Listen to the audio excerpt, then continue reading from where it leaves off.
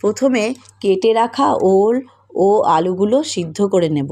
ওলটা একটু হলুদ দিয়ে সিদ্ধ করব যাতে কালো না হয়ে যায়।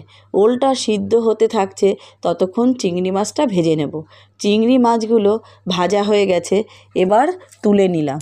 ওলগুলো সিদ্ধ হয়ে গেছে, এবার মাছ ভাজা তেলের মধ্যে আর একটু তেল দিয়ে দিলাম।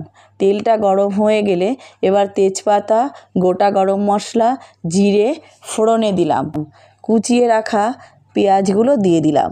পেঁয়াজগুলো লাল লাল ভাজা হয়ে যাওয়ার পর একসাথে পেস্ট করে রাখা রসুন, আদা, পেঁয়াজ, ধনে, জিরে, লঙ্কা দিয়ে দিলাম।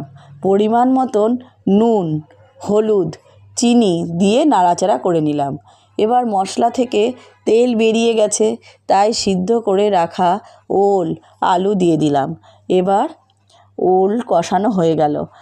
ভেজে রাখা চিংড়ি মাছগুলো দিয়ে নাড়াচাড়া করে নিলাম। গরম করে রাখা জল দিয়ে দিলাম।